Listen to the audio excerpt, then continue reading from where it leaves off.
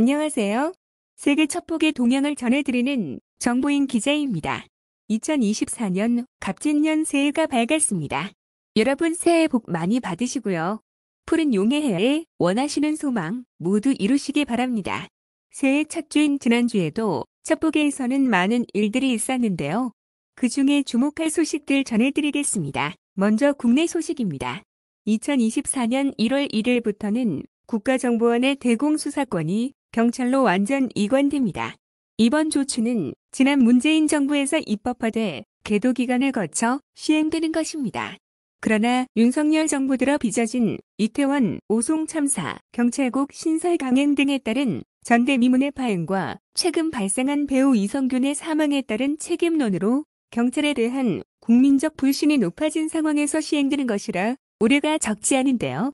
실제 국회는 문재인 정부 당시이던 2020년 12월 국내 정치 개입 및 인권 침해 방지 등을 목적으로 국정원의 직무 범위에서 국내 보안 정보를 삭제하고 대공수사권을 경찰에 넘기는 내용을 골자로 국정원법 개정안을 통과시켰습니다.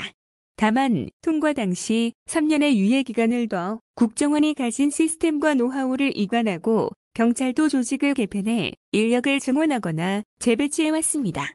이에 따라 경찰은 경찰청 국가수사본부 안보수사국 산하에 중요 대공수사를 전담하는 안보수사단을 신설하고 정예 인력을 양성하는 안보수사연구 교육센터를 지난해 10월 개소했습니다. 또 안보수사를 맡는 전체 인력도 기존 724명에서 1127명으로 약 56% 늘리고 이 가운데 대공수사 인력은 700여 명으로 종전보다 약 75%가량 늘렸는데요. 그러나 일각에서는 경찰의 인력 보강이 계획에 한참 못 미치는 데다 예산도 충분치 않고 해외 정보망과의 연계성 및 전문성도 떨어져 대공수사에서 공백이 우려된다고 지적합니다. 이와 달리 경찰의 가장 큰 실책 사례를 들어 이태원 참사를 인력과 예산이 부족해서 못 막았냐는 비판이 적지 않고 영국과 미국 등 첩보 강국의 사례처럼 해외를 전담하는 국정원의 협조가 원활하고 노하우가 축적된다면 연계성과 전문성 문제는 자연히 해소된다는 견해도 많습니다. 따라서 이런 외향적 시스템 문제보다는 경찰의 대공수사를 그간의 사례처럼 정치적으로 이용하지 않는다는 국민적 신뢰가 중요하다는 시각입니다.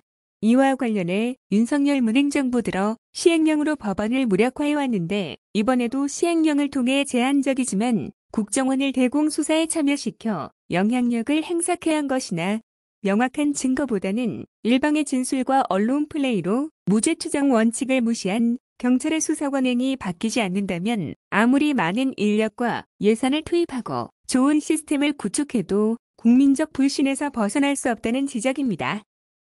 다음은 터키라는 이름으로 친숙한 튀르키예 소식입니다. 튀르키예가 이스라엘과 어렵사리 국교 정상화를 해놓고 돌연 자국 내 모사드 첩보망에 대한 일망타진에 나섰습니다. 지난 3일 이스탄불 검찰은 국제 방첩 수사 과정에서 모사드 대신 정찰, 감시, 폭행, 납치 활동에 가담하는 등 스파이 행위를 한 혐의로 33명을 구금했다고 밝혔습니다. 이들은 튀르키예 8개 주 57개소에 대해 동시다발적 압수수색을 벌여 용의자들의 신병을 확보했고 나머지 용의자 13명도 추적 중인 것으로 전해졌는데요. 한편 이번 조치는 그간 양국이 오랜 대립 관계에 있다가 지난해 8월 10여 년 만에 외교 관계를 전면 회복하고 대사를 보내는 등 국교를 정상화해온 근래 움직임과 크게 다른 것이라는 점에서 주목됩니다. 중동의 평화를 위해서는 팔레스타인 문제를 해결해야 한다는 이른바 팔레스타인 데이를 강조해온 튀르키예는 2008년 이 문제를 놓고 이스라엘과 관계가 크게 틀어진 바 있습니다. 그러다 2023년 전격적으로 국교를 정상화하며 외교 관계를 회복했습니다. 그러나 지난해 10월 이스라엘과 하마스 전쟁이 터지면서 상황이 다시 변했는데요. 가자 지구에서 2만 명 넘는 사망자와 대규모 인도주의적 피해가 발생하자 튀르키예에서는 팔레스타인을 지지하고 이스라엘을 비판하는 시위가 이어졌습니다. 여기에 양국 정상들이 첨예한 설전을 벌이면서 관계가 악화 일로로 치달았습니다. 지난달 27일 튀르키예 에르도안 대통령은 이스라엘 네타냐후 총리를 겨냥해 가자지구 공격을 들어 아돌프 히틀러가 한 유대인 학살보다 덜한 일이냐며 이스라엘은 히틀러를 나쁘게 말하지만 네타냐후가 저지른 행동은 히틀러가 한 일보다 덜하지 않다고 강도 높게 비판했습니다.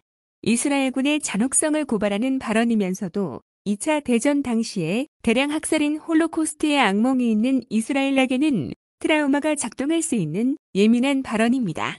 이에 네타냐후는 트르키예에서 독립하려는 쿠르드족에 대한 인종학살을 자행하고 있는 에르도안은 자신의 통치에 반하는 언론인을 투옥한 것으로 세계 기록을 보유하고 있다며 그는 우리에게 도덕성을 설교할 자격이 없다고 반격했습니다.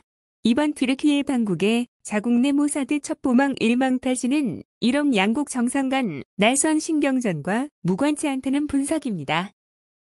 오늘 전해드릴 소식은 여기까지고요. 다음 시간에 더 유익한 소식으로 만나뵙겠습니다.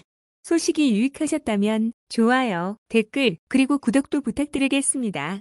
감사합니다.